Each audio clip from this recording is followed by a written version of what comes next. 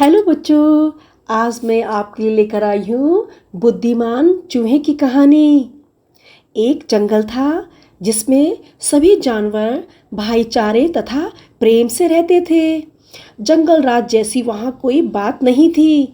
शेर और बकरी एक ही घाट का पानी पीते थे। कई नदियाँ उस जंगल से होकर बहती थी। एक बार बहुत ज़्यादा गर्मी पड़ी और जंगल में पानी की नदियाँ सभी सूख गई और जंगल के सभी प्राणी में हाहाकार मच गया। वे सभी पानी की तलाश में यहाँ वहाँ चल दिए, लेकिन इस आपदा की सर्वाधिक मार हाथियों पर पड़ी। भारी भरकम शरीर, झुलसा देने वाली गर्मी और पानी की बूंद तक नहीं। हाथियों का सरदार महादंत बहुत चिंतित हो गया था कि पानी की व्यवस्था कैसे की जाए। नहाने की बात तो दूर, पीने तक का पानी नहीं था। तभी एक हाथी उसके पास आया और बोला, सरदार, मुझे पता चला है कि पानी कहाँ मिलेगा। अपने साथी की बात सुनकर महादंत ने चैन की सांस ली और अपने झुंड के सभी हाथियों को वहां से कूच करने को कहा। जिस हाथी ने पानी होने की सूचना दी थी वह बोला, आप सभी मेरे पीछे पीछे आए, मैं आपको रास्ता दिखाता हूँ। सभी हाथी एक विशाल झील के पास पहुँचे। सभी हाथी पानी देखकर जोर जोर से चिंगाड़ने लगे और पानी में किलोल करने लगे। जब वे पानी से निकले तो मदमस्त हो चुके थे। उनका झुंड जिस ओर बढ़ा वहाँ धरती पर चूहे के बहुत सारे बिल थे। हाथियों के भारी भरकम खंबे जैसे पैरों के नीचे कुचलकर बहुत से चूहे मर गए। जो शेष बचे वे इस सोच में डूब गए कि कैसे इन हाथियों से प्राण बचाएं। क्यों ना हम हाथियों के सरदार के पास जाकर याचना करें कि वे अपने आने जाने का मार्ग बदल लें। एक चूहे ने सुझाव दिया।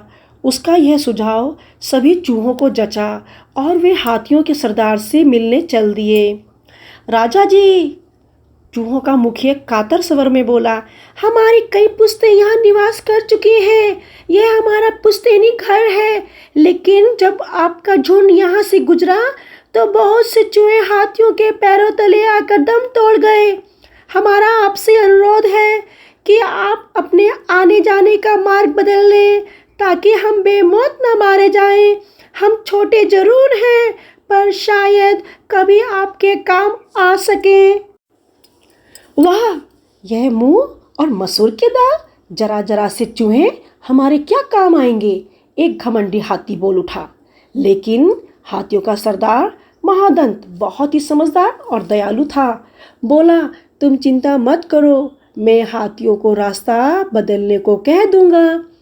आपकी बहुत कृपा होगी। हमारे योग्य कोई सेवा हो तो हमें याद कर लीजिएगा। चूहों का मुखिया आभार व्यक्त करता हुआ बोला। बात आई गई हो गई। झील के किनारे चूहे और हाथी चैन से रहने लगे। एक दिन रोज की तरह हाथी झील की ओर बढ़ रहे थे कि एक हाथी का पैर फंदे में जा फंसा और वह बुरी तरह पीड़ा से चिंघाड़ने लगा। महादंत समझ गया कि यह सब शिकारियों की करतूत है।